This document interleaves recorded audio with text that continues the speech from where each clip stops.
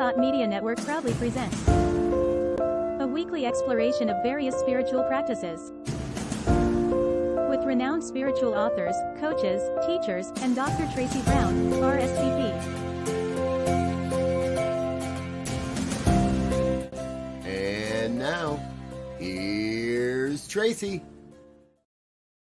Hey everybody, Tracy Brown here, and you are here with me on Prayer and Practices, and where every week we come together on Tuesdays, noon Mountain Time, and explore poetry and how is it a spiritual practice, or how does it guide us into being in alignment with our spiritual beliefs.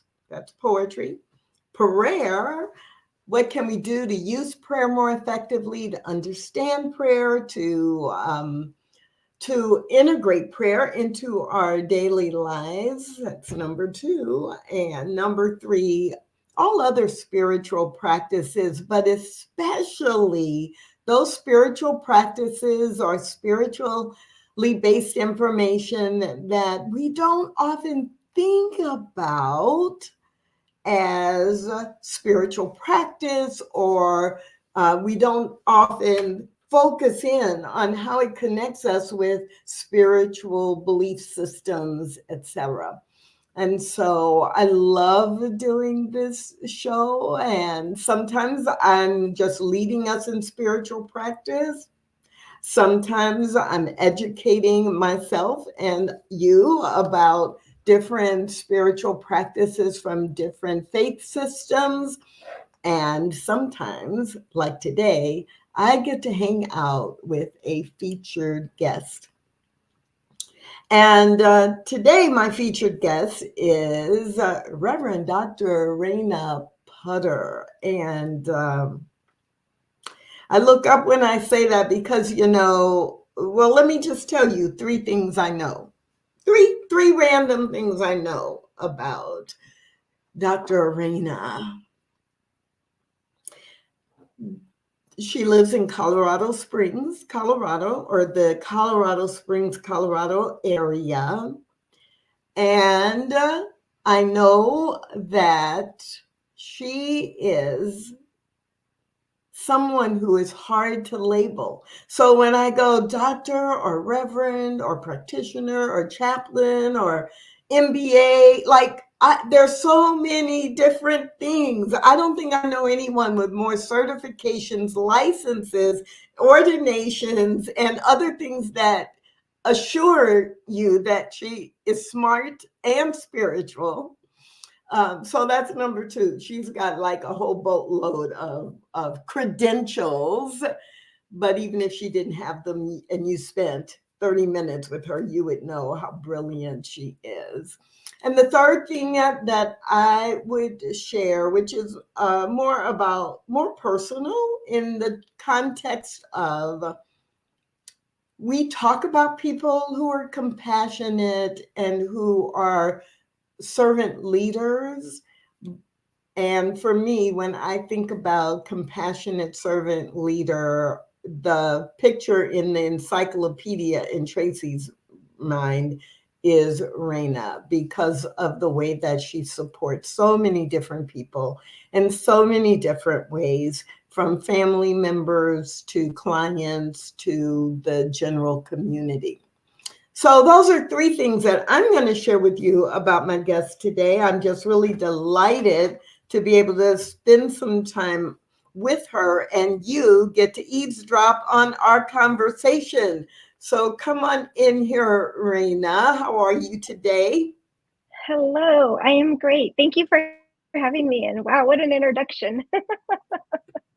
Well, I know you're not surprised because I have teased you before about I don't know which credential to use, and people don't know all of the degrees and all of the certifications you have. So if they meet you as a chaplain, they think, oh, she's a chaplain. If they meet you in the business world and they think, oh, she's got an MBA, she, knows what she's doing. She talks business real well.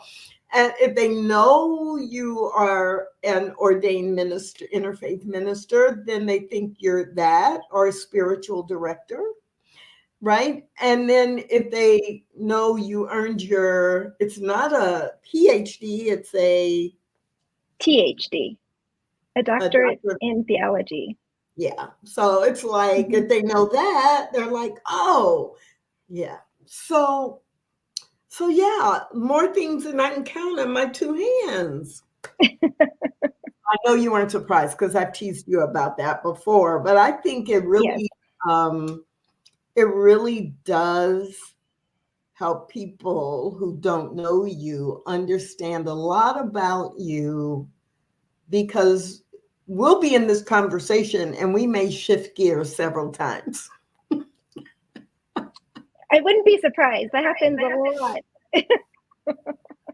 Yes. Yes. So what else would you like to share with people so they have some context about who you are and how you are in the world? You did an amazing job sharing my background. I think the one thing that sticks out in my heart and in my mind is I'm very present. And so I tend to pick up on energy very, very easily. And so I use that to inform me in all the very, very different facets of what I do. Because people often ask, like, well, you're a minister, but you're a chaplain, you're a practitioner, and you work in business. How do they all fit together? How did this, business that you've created come together, and how does it work? Because you think business and then you think ministry, and they usually don't play in the same field. So the common denominator is energy, presence, love, compassion, and just really meeting people where they are, no matter if it's in the business world, if it's in a ministerial capacity, if it's in a death and dying capacity. It's meeting people where they are. Yeah. That makes complete sense, not just here, but also here. Like, oh, got it. Right? Yes. So you said people will be like, what about this business? So what is the business that you have created? I have a ministry. It's entitled Raise Your Volume. And it's a spiritual empowerment ministry. And so I have a few different lanes that I work with. I have corporate clients that I work with where I provide, I would say, corporate chaplaincy, so to speak. Not that I bring any type of faith tradition or religion or spirituality into our sessions. It's more that I bring a presence, a calmness, and I help create an undertone for a current that might be, interpreted as chaotic for some of the companies that I work with, that they're trying to get organized. And so just by stepping in, being a presence, holding that space, and actually having, a master's in business administration to be able to understand and talk the same language and help kind of calm the waters, so to speak. So that's one side that I do. On the other side, I have a ministry where it's a full-blown ministry. I officiate weddings, memorials, special life celebrations. And then I also have private practice where I provide spiritual direction, spiritual empowerment, self-empowerment, working with youth and teens. And it's just kind of every day is something new. And I can, kind of tiptoe and dance between different things. So it's hard to explain. Well, I'm smiling because that story is also the story of my life, where people are like, wait, you do diversity work and inclusion strategy with like businesses, but you're a practitioner and you do coaching and workshops on spiritual principles and practices. But wait, you do this show on New Thought Media Network called Poetry, Prayer and Practices, and you've written how many books? And it's the same thing. People, like, their brains explode. Like, they can't imagine themselves doing 5 different things that, to me, are just me showing up in the world, using my talents and my gifts.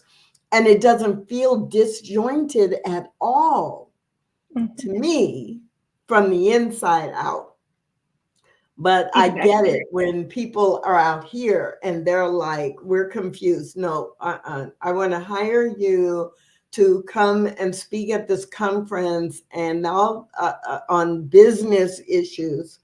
And don't be bringing any of that God stuff into your talk. Well, I wouldn't. It's not the right audience, even though God is in everything I do. I don't have to say it. I have to show it, right? Yes. So I get it, but you're right. I imagine people are confused a lot. It's showing it and being it, and you talked about the disconnect here, and that's part of my charge and part of my goal in the work that I do in the world is to really help people bridge their head to their heart, because that is the longest journey, the longest 12 inches we'll ever walk. Yes. So that's who you are, and you are a fascinating specimen of humanity in the world. So when I invited you to come on the show a few months ago, it's like, hey, would you consider coming on the show? And what made you say yes? Like, when you said not, because you asked me, right? Because Tracy, you asked me no, but in your inner connection of, ooh, that would be cool. We could talk about this, or yeah. Why'd you say yes? I said yes because, one, I love this podcast. It has enriched my life just in the past, watching the various guests. But I said yes because there's an element in the work that I do that ties to spirituality. It ties to our practices. It ties to prayer. But it's a little bit more outside the box. And I call it magic, right? It's the magic. It's the secret sauce that we all bring to the work that we do. And I'm finding that, even though people are like, well, magic, energy, all those kind of metaphysical terms and or words that are a little bit more taboo. I often use the word witch in the work that I do, in the sense that there is that magic. I have this inner recipe within me that only I can bring to the work that I do, and that is my purpose. And so I'm hoping that by being on here, we can kind of mitigate the fear around the word magic or witch or mystic or anything that's even somewhat scary about that. I actually also coined myself the esoteric mystic, and I specifically chose that because mystic is a little bit more accepted, but I'm also not shying away from the word witch either. And I don't mean that in the sense of like a faith tradition per se, because I know that there's various types of witches that are recognized. I mean it in the sense that I create my own recipes. I create my own magic. I create my own reality. And in doing that, that's the magic. That's truly listening to my authentic heart, speaking up, and like really connecting with that inner divine spark that lives, breathes, and has its being within me. And when I listen to that, that's where the magic happens. And I just lovingly call it the witch, because I get messages, and I pay attention. And so that's how I bring it forth in the world, and I teach others to do that too. Wow. Yes, and I like that phrase, the esoteric mystic. Huh. I like that. I like it a lot. So I don't know, maybe it is appropriate that we ended up scheduling on a date that many people think of as related to witches, witchcraft, and magic in a different way.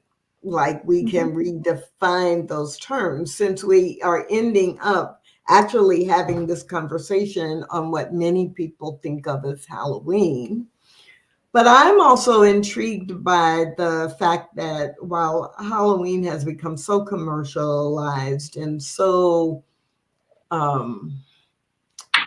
meaningless in a deeper way, that there are some connections that go back, and whether it's Halloween or whether it's some of the other celebrations or ways that we honor from a spiritual perspective around October 31st, or just in this harvest season, right? This season of autumn, and knowing that, you know, we don't think of it as birth in the way that we think of spring as birth, but we think of this harvest season as the delivery, right, of what we have planted, the manifestation or the harvest of what has been planted in the spring or the previous winter. So I don't know, as an interfaith minister, as an empath, as a mystic,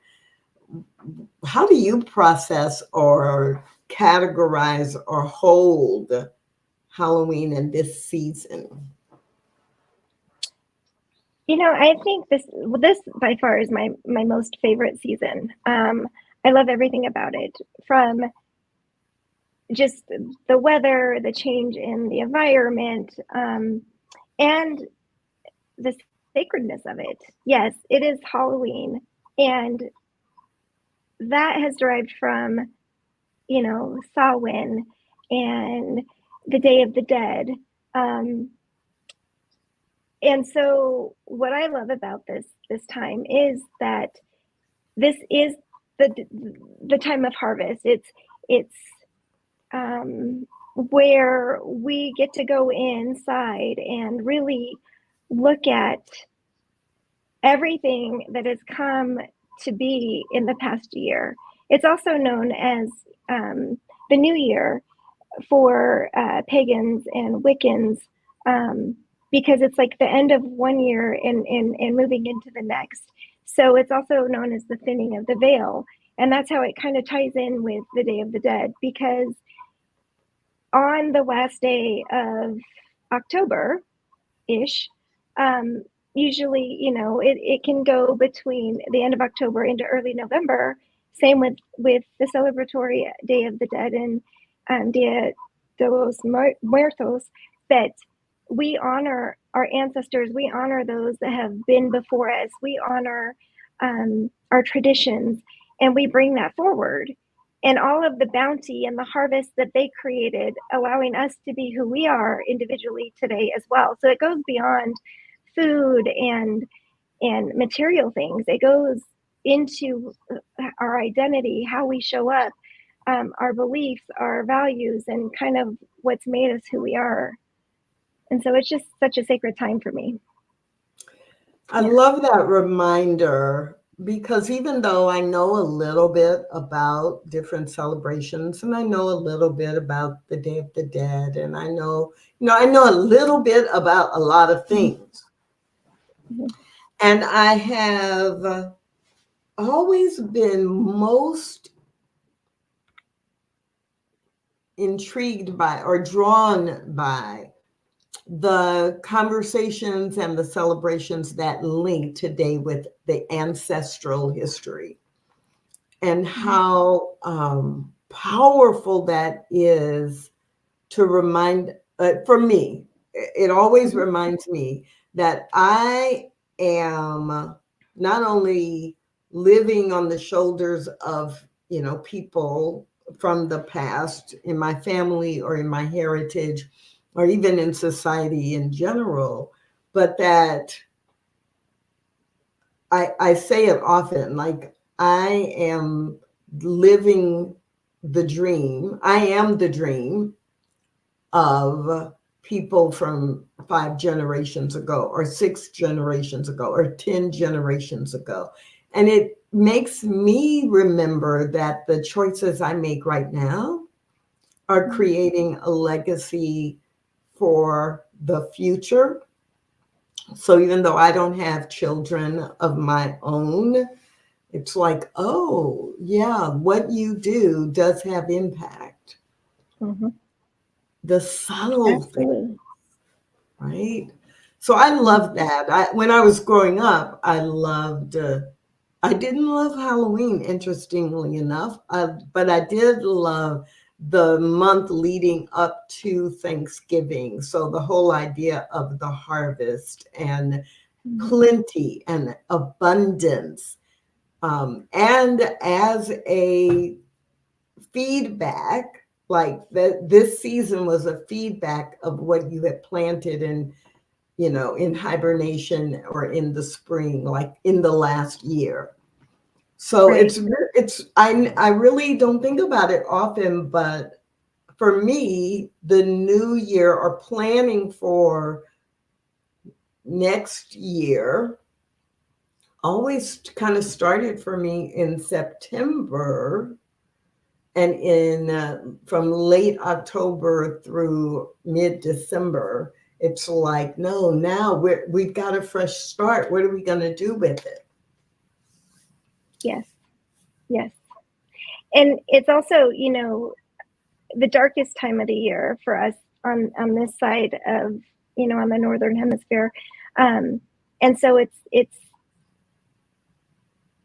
also the celebration of light, right? Because we're transitioning into that darkness, which is necessary for us to actually see the light.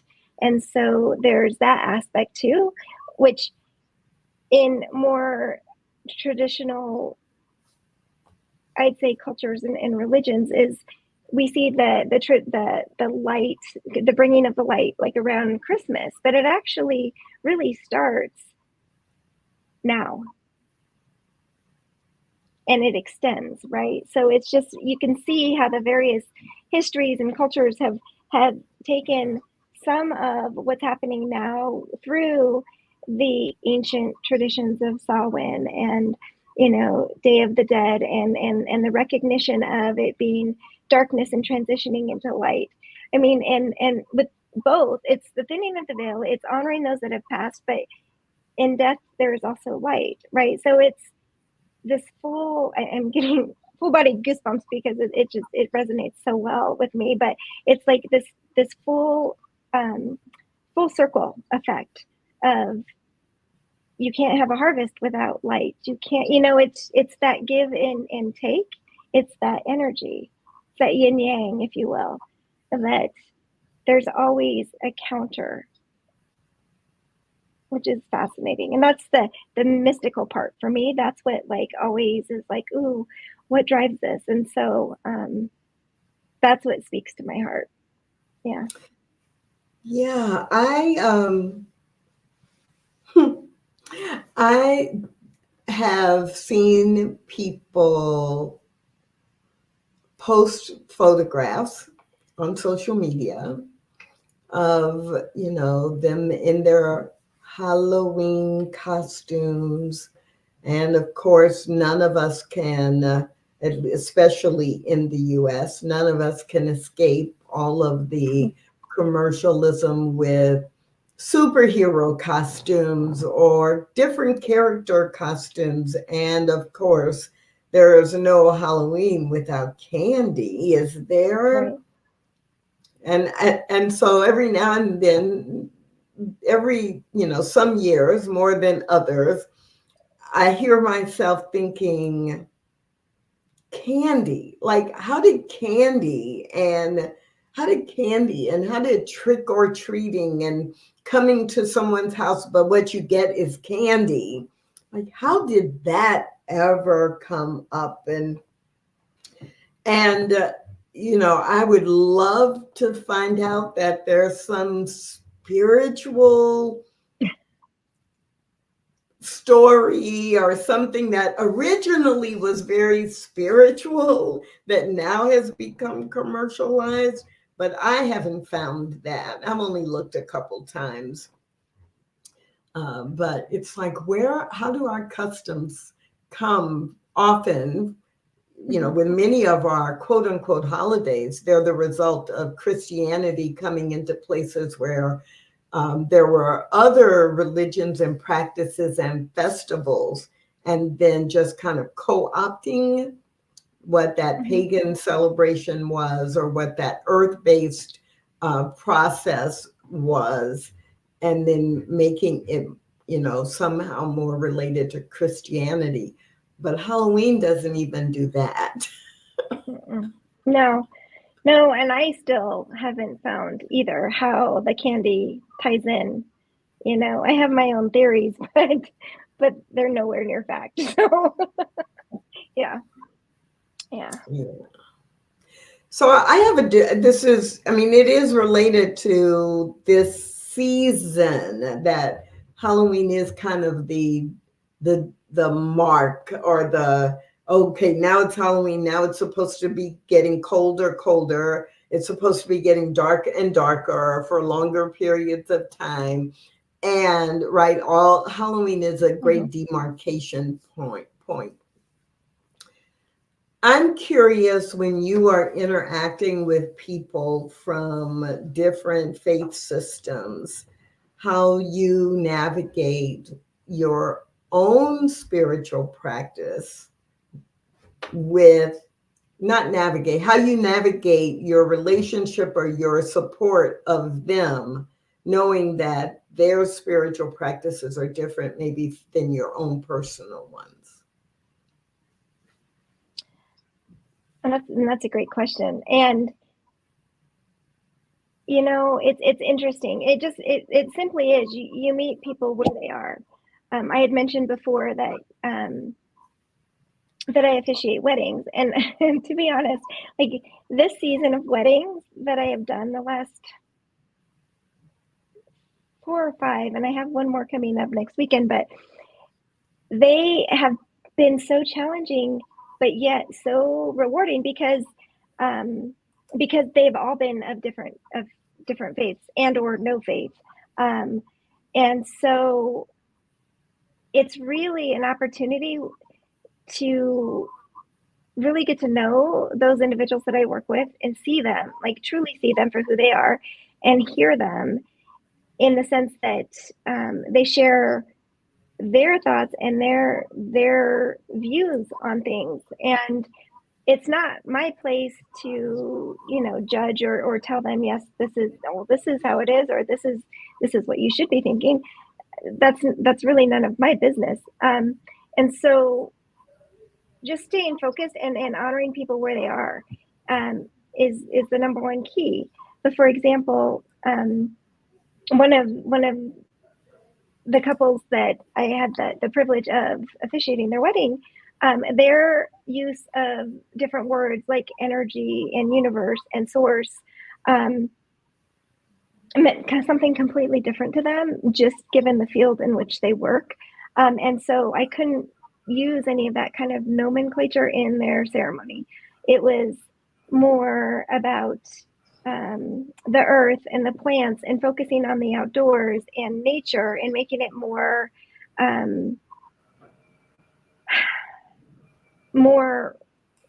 realistic in earth instead of making it ethereal or bringing in anything like that. So that, that's been interesting.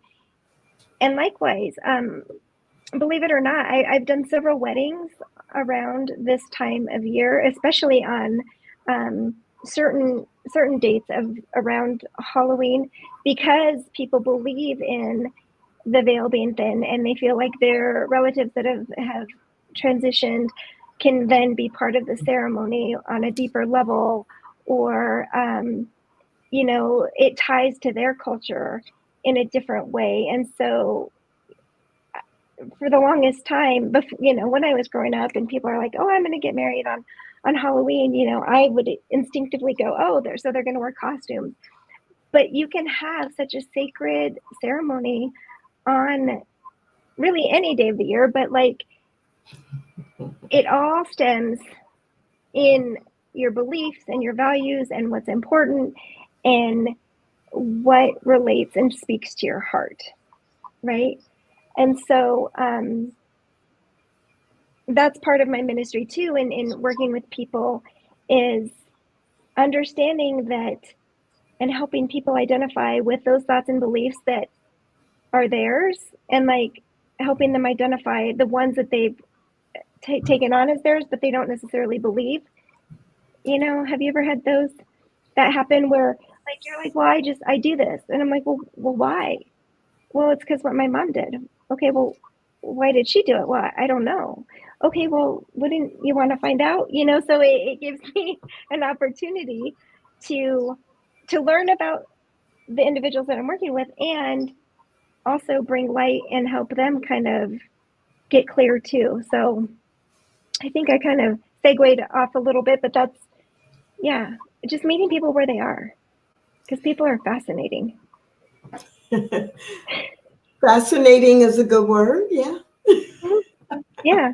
I try to remember fascinating when I want to use a different word because they're getting on my nerves or they're irritating or I don't understand them. Fascinating would be a good word to remember and to mean it, right? Not just use it.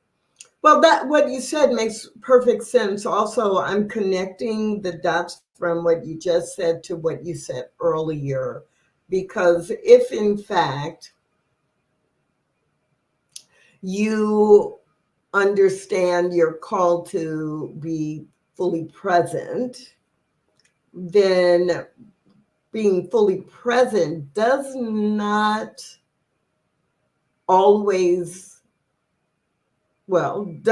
necessarily lead to judgment, right? So if I'm fully present, I can see who you are, I can hear and feel and begin to understand who you are, and it doesn't take anything away from who I am.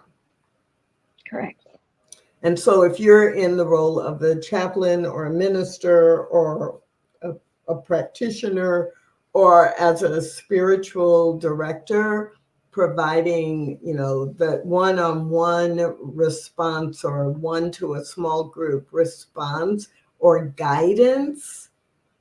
I'm just reflecting on that. I know for me as a practitioner, I frequently say, I feel my priority is to help you, whoever you is, to help that person or that couple identify their personal, professional, emotional, mental, and financial priority and spiritual priorities, and integrate them so that they are not saying, oh, well, this is what I think, and this is how I feel, and this is what I need, and this is what I believe, and going between these four buckets. Like when I'm over here in my spiritual beliefs, it's separate from my work.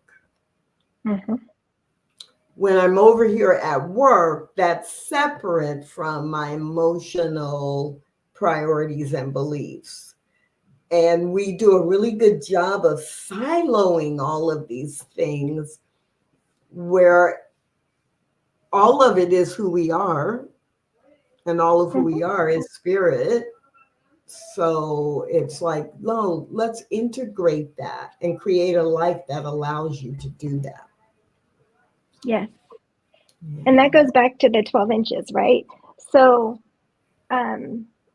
there's a theory that I'm working on, and it'll be coming out hopefully soon, about that 12 inches, like I said, the longest journey you'll ever take is the 12 inches between your head and your heart.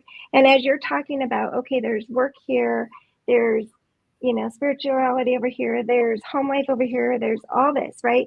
So if you imagine you have this ruler right here, right? Well, inch 1 might be self-love, and inch 2 might be financial security, and inch 3, and you put these markers to each of those inches. Well, different areas of your life, whether it's your work, well, you might be at inch 3 in work life, but inch 7 in personal life and relationships, or inch 9 in financial stability, and inch 1 in school. I mean, depending upon what the facets are that you're looking at in your life. And so it's about aligning all of that and seeing how they tie in, and actually evaluating. I had a good friend and mentor tell me this analogy, and it made so much sense. It's like, if you imagine your life as a suitcase, and you see this suitcase and it's heaped up, and you have all this like clothes hanging out and stuff, and you keep trying to close, you're trying to zip it and you can't, you sit on it, you can't. So in aligning in that ruler of the 12 inches, it's almost like you're taking out each article that's in that suitcase, you're looking at it, you're evaluating it, does this still fit me? No. Okay, you thank it and you bless it and you send it on its way. But if it does fit you, then you fold it nicely and you repack it. And then by the time you get done with unpacking your suitcase and putting it back in, everything fits. And there's no struggle to close it. And it's not as heavy.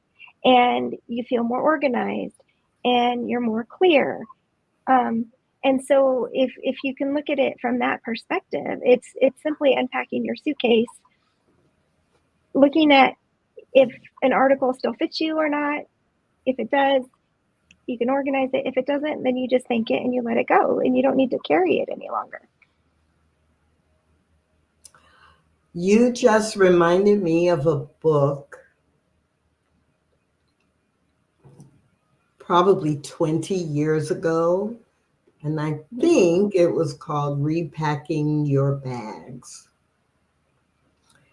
And I haven't thought about that book. And if that's not the exact title, it's something like that, which is interesting because I can see the picture of the book cover in my, right? I can see the book cover so clearly, but I can't, what I'm seeing on the cover is Repacking Your Bags.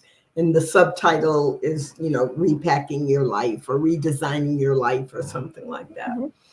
And I haven't thought about that book in a long time, but that is such a great way to make it real, that it's not just how we think, that we really do, we're required to discard what doesn't work in our lives in order to be fully expressing that which is our truest nature or our true self. And what I knew of my true nature and true self when I was 21 is very different, 20 or 30 or 40 years later. I hope for all of us that we grow throughout our lives. And so we do outgrow different aspects of our experience. Yes. Yeah.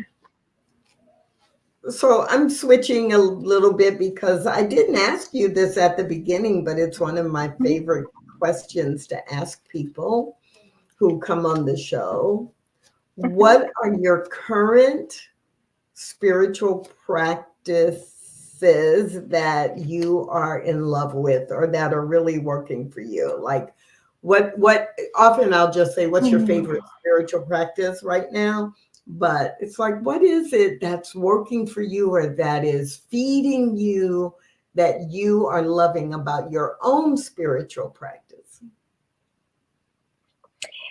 Oh, that's a really juicy question. There's a couple things, and I think for me, one has been recently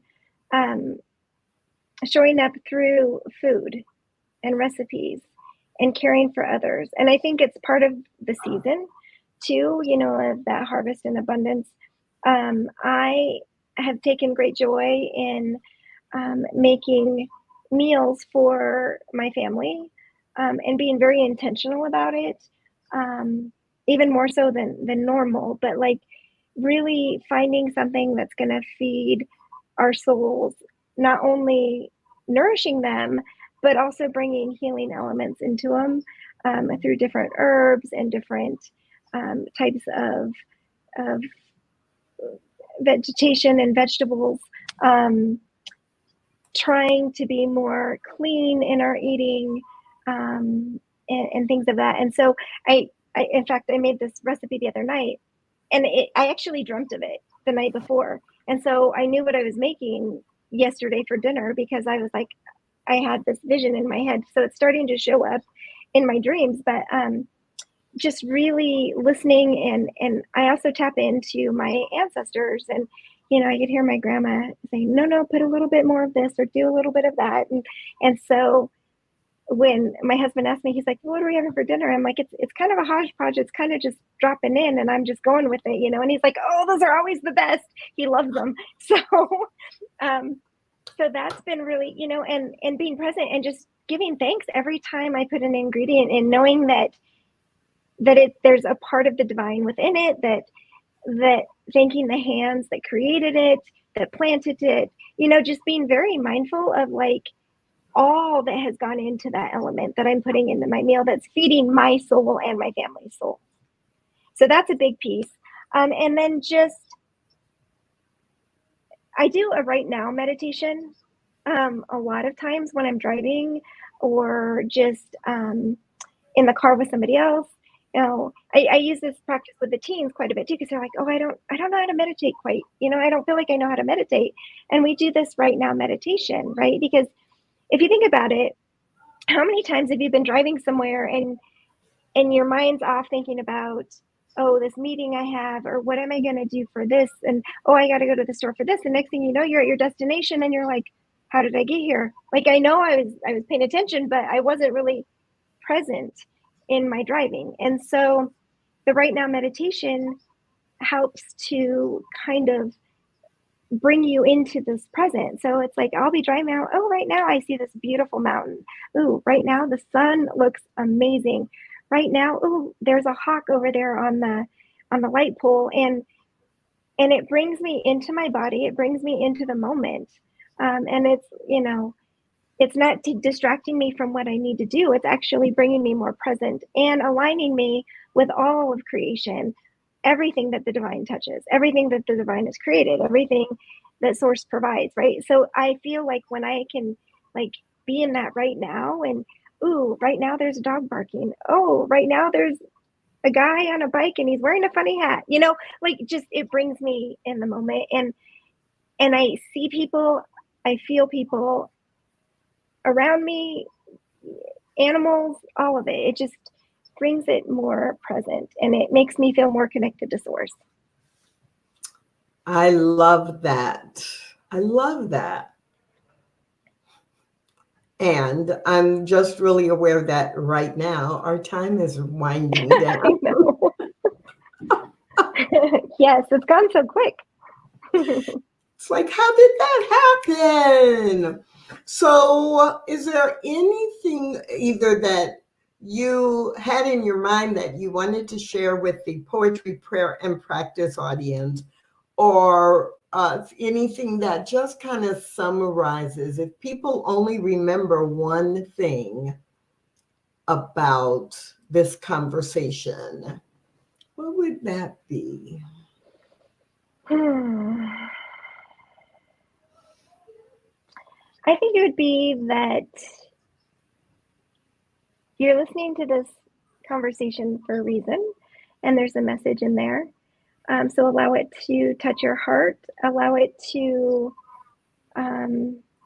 maybe bring a little bit more clarity, and also just know that you are seen, you are heard, you are felt, and you are a beautiful light in this world. And what you bring to this world matters. And you have a special magic within you. So just live it out loud. That's the best advice I could give, or thoughts that I want to bring forward. I love that.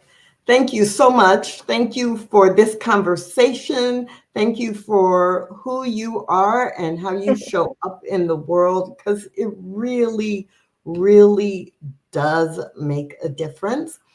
And I'm just happy. Thank you. Thank you for having this time with you today. Allowing me to be here. Yeah. I'm grateful. So Thank you for putting this together too. The Poetry Prayer and Practice. Yeah. I'm going to say goodbye to you for right now. And what I want to remind everybody else is that Poetry, Prayer, and Practice is here for you every Tuesday at 12 noon Mountain Time. And wow, we're at the end of October. So let's see if I can remember who's coming up in November.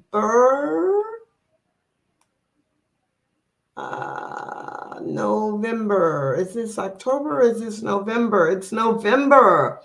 So back by popular demand, K-Suzanne Massey will be back with us one more time before the end of the year. Stefan Van Kuppenol is going to come hang out with us, and I can't tell you how excited I am about this conversation. And I don't even know what we're going to talk about, but I just know enough about what he has done in his life to apply spiritual principle. So that's a week you don't want to miss. Georgina Grace is going to come in, and we're going to talk about spirituality and somatics and how the mind-body connection, especially as it relates to navigating grief. And then Sonia Byrne will be with us at the end of November, and we're going to talk about a variety of things, that will include talking about and thinking about how mindfulness and other spiritual practices can be applied in the business world. And they don't have to just stay in the mosque, in the synagogue, in the church, or at the meditation center on the yoga mat. So that's what's coming up in the month of November, but October has been fabulous. And I hope you agree with me that today's conversation with Dr. Reina Pudder has been really insightful and inspiring. My name is Tracy Brown, and I am happy to be your host, and I hope that you will join me again real soon. Thanks for watching. Join us again next week, or watch on demand at www.ntmedia.org or youtube.com/NewThoughtMedia Network. New Thought Media Network, positively inspiring. Learn more at www.ntmedia.org.